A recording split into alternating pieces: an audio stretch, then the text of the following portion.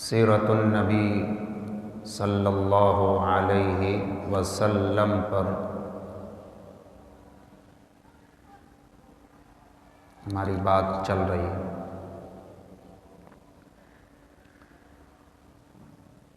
آج اس سلسلے کی 7ویں نشست ہے۔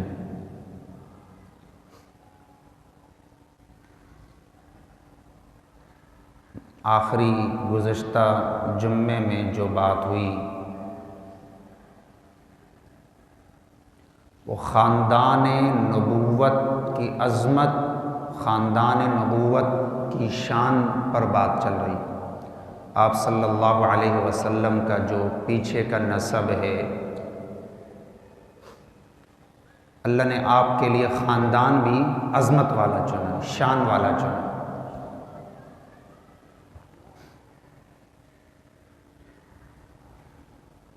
تو بات گزشتہ جمعے یہاں تک ہوئی تھی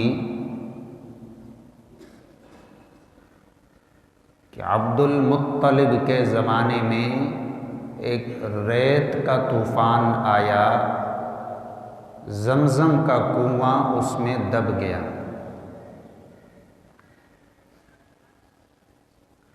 اللہ نے علامات کے ذریعے یا الہامات کے ذریعے عبد المطلب کو یہ دکھایا کہ بھی فلاں فلاں جگہ وہ تلاش کرو۔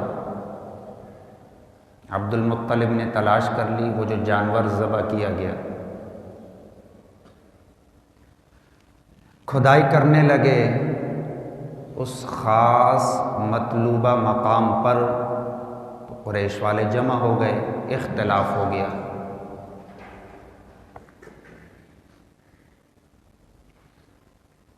قریش والوں نے کہا یہ اعزاز کی بات ہے، ہم بھی اس میں حصہ لیں گے۔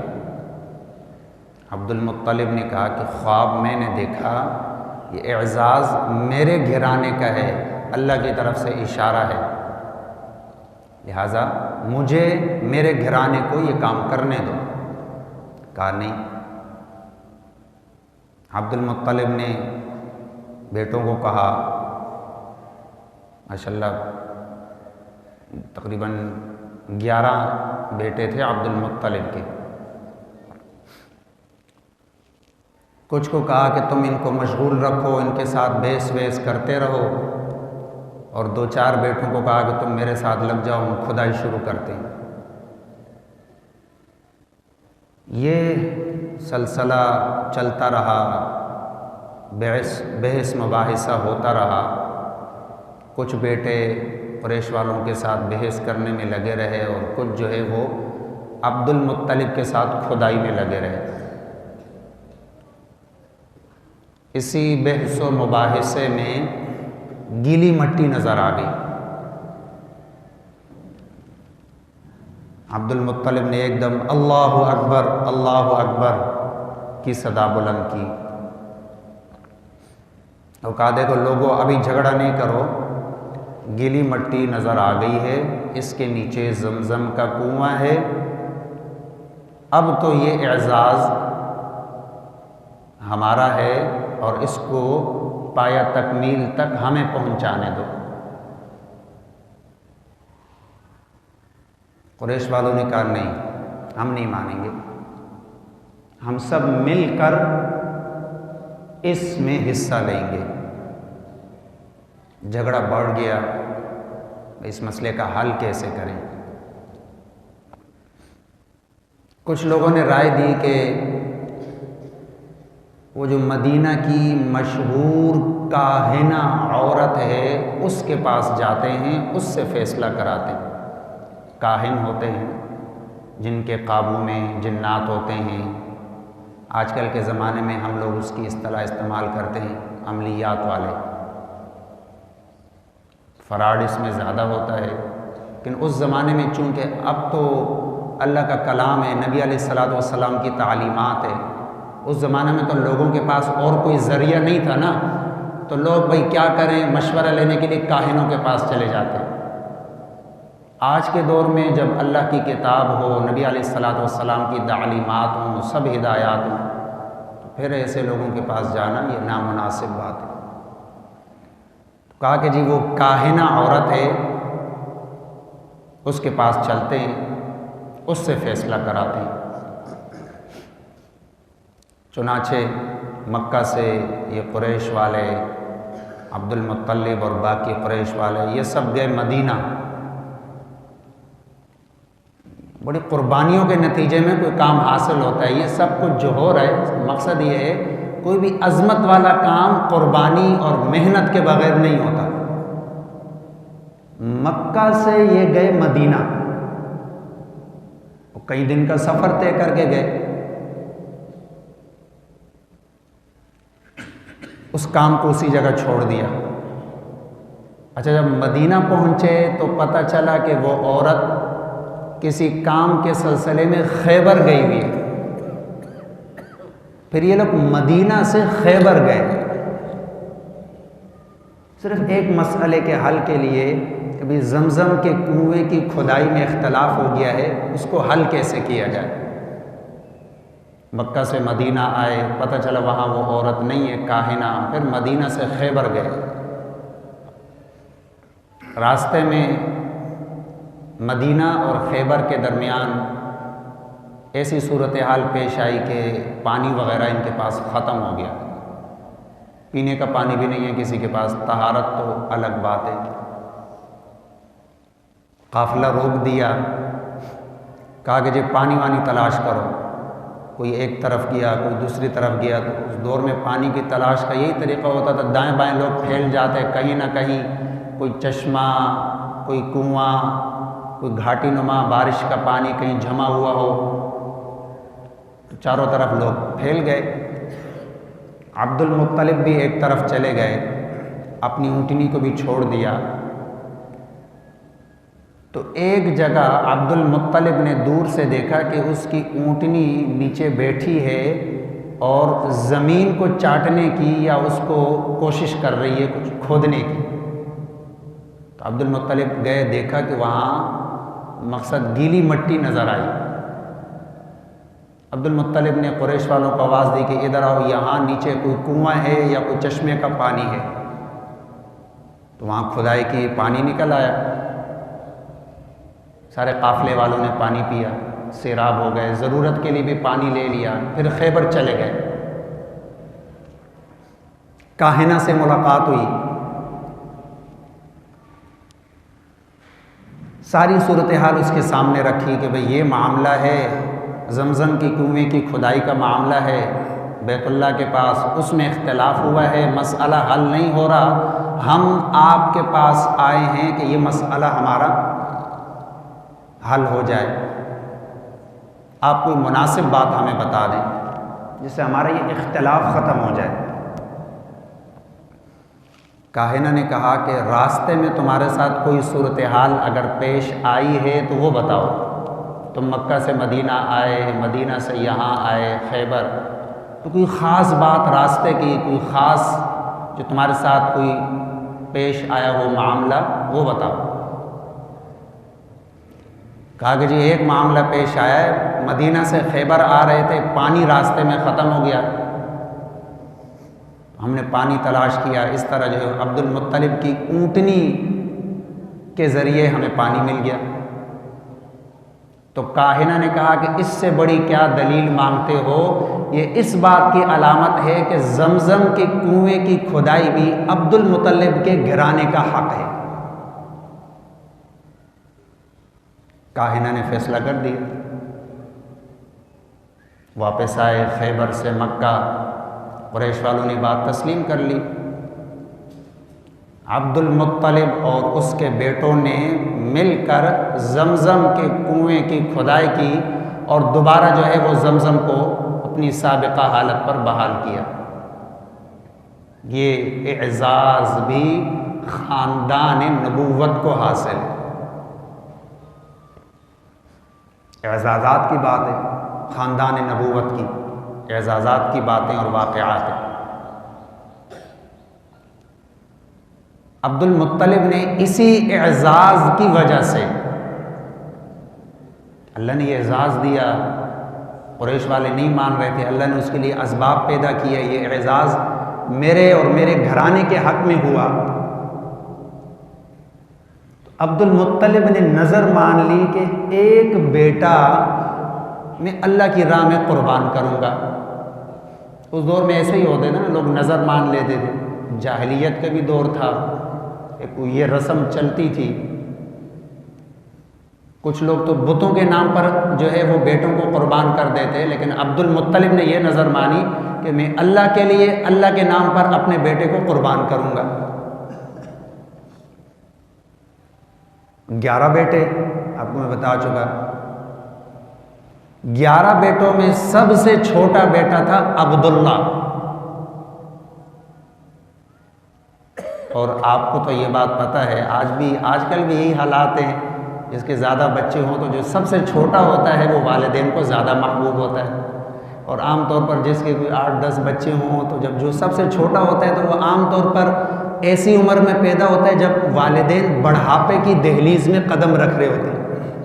جوانی کی کچھ اور کیفیات ہوتی ہیں، جب آدمی ذرا سا بوڑھا ہونے لگتا ہے، اس کے مزاج میں ٹھہراؤ آ جاتا ہے، چھوٹے بچوں سے شفقت بڑھ جاتی ہے، قدرتی طور پر یہ جو سب سے چھوٹا ہوتا ہے اس سے محبت زیادہ ہوتی ہے۔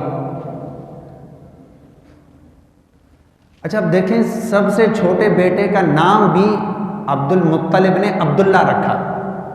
یہ اللہ سارے حالات و واقعات اللہ ایسے بنا رہے ہیں کہ خاندان نبوت میں اوپر نسب تک کوئی بری بات نبی کے خاندان کے ساتھ نہ جڑے۔ اس دور میں دیکھیں لوگ زیادہ تر جو ہے نا، چونکہ یہ بات ہے کہ بیت اللہ جو ہے وہ بتوں سے بھرا ہوا تھا، ہر قبیلے نے یہ بات ہو چکی، ہر قبیلے نے اپنا اپنے بت رکھا ہوا تھا، تو اللہ کی بھی عبادت کرتے تھے، بیت اللہ کا طواف بھی کرتے تھے، لیکن بتوں کی بھی پوجا کرتے تھے۔ اور لوگ جو ہے وہ اپنے بچوں کے نام بھی عام طور پر بتوں کے نام پر رکھتے، اللہ کے نام پر بھی رکھتے تھے اور نام بھی رکھتے تھے، لیکن عام طور پر لوگ بتوں کے نام پر نام رکھتے تھے۔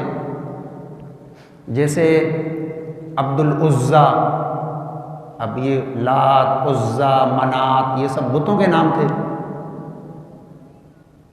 حبل، عبد العزیٰ، عبد اللات، عبد المنات، عزیٰ کا بندہ، لات کا بندہ، منات کا بندہ، لوگ اس طرح نام رکھتے تھے۔ عبد المطلب نے اپنے سب سے چھوٹے بیٹے کا نام اللہ کے نام پر رکھا، عبد اللہ۔ اب 11 بیٹے ہیں، ان کی نیت تو یہ تھی کہ کسی ایک بیٹے کو قربان کروں گا، لیکن یہ سوچ نہیں تھی کہ عبداللہ کو قربان کروں گا۔ دعا مانگ رہے ہیں کہ اللہ میرے دل میں کوئی بات ڈال دے کہ میں فیصلہ کر لوں کہ میں کس بیٹے کو قربان کرنا ہے، کس بیٹے کی قربانی دینی ہے۔ خواب دیکھا، پہلی رات خواب آیا کہ عبداللہ کو ذبح کرو، دوسری رات پھر نیت مانی، استخارہ ہوا، پھر خواب آیا کہ عبداللہ کو ذبح کرو، تیسری رات پھر خواب آیا کہ عبداللہ کو ذبح کرو۔ فیصلہ نہیں کر پا رہے عبد المطلب، دلی طور پر تیار بھی نہیں ہے کہ سب سے محبوب بچے کی قربانی دے دوں۔ لیکن جب 3 رات مسلسل اس طرح خواب آیا، عبد المطلب نے پھر فیصلہ کر لیا کہ جب اللہ کو شاید یہ منظور ہے، خواب میں آ رہا ہے، تو عبداللہ کی قربانی دینے کے لیے تیار ہو گئے۔ اپنے خاندان والوں کے سامنے بات رکھی، قریش تھا خاندان، اس طرح میں نے نظر مانی تھی اور خواب میں عبداللہ آ رہا ہے اور میں قربانی دے رہا ہوں، آپ لوگوں کو آگاہ کر رہا ہوں۔ خاندان والوں نے اختلاف کیا کہ یہ کیا کر رہے ہو، تم سب سے چھوٹے بیٹے کو ذبح کر رہے ہو، ہمیں یہ بات منظور نہیں، ہم اس بات کو نہیں مانیں گے۔ قریش نے پھر اختلاف کیا۔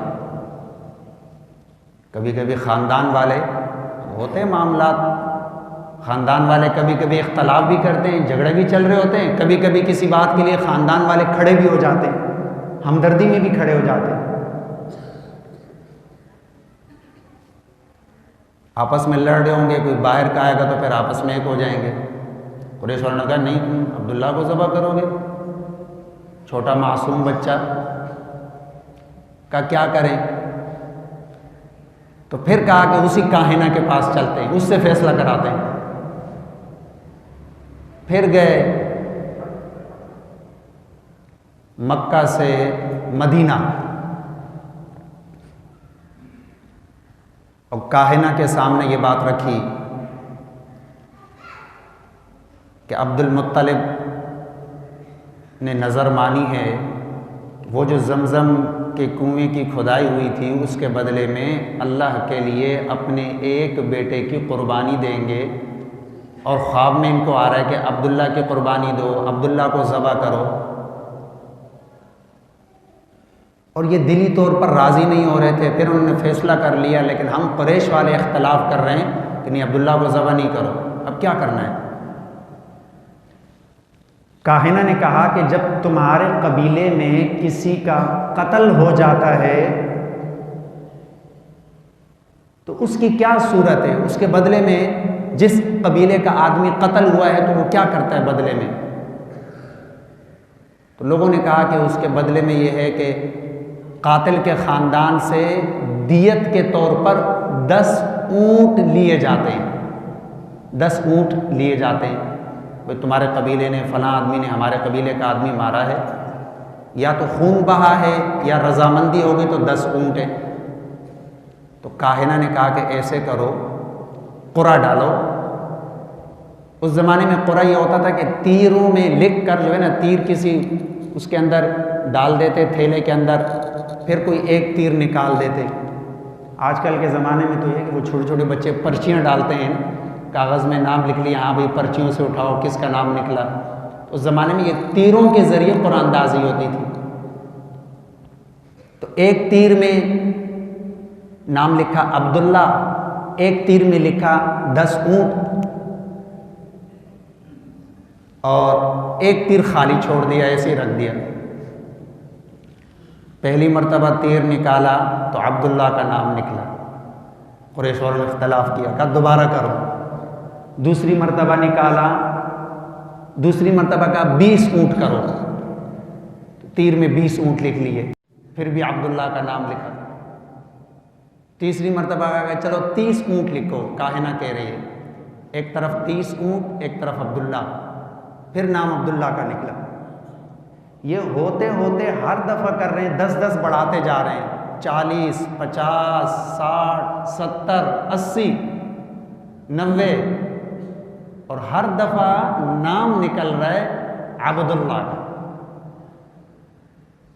کاہنہ نے کہا 100 اونٹ کرو۔ جب 100 اونٹ کیے تو اس مرتبہ 100 اونٹوں والا تیر نکل آیا۔ تو کاہنہ نے کہا کہ مرضی اب یہی ہے کہ عبداللہ کے بدلے اللہ تم سے 100 اونٹوں کی قربانی مانگ رہے ہیں، عبداللہ کے بدلے اللہ تم سے 100 اونٹوں کی قربانی مانگ رہے ہیں، ایسا ہی کرو۔ چنانچہ عبداللہ کے بدلے عبد المطلب نے 100 اونٹوں کی قربانی پیش کی۔ ابراہیم نے اسماعیل کے بدلے اللہ کے بھیجے ہوئے ایک بھیڑ کی دمبے کی قربانی دی۔ عبداللہ کے بچاؤ کے لیے 100 اونٹوں کی قربانی دی گئی۔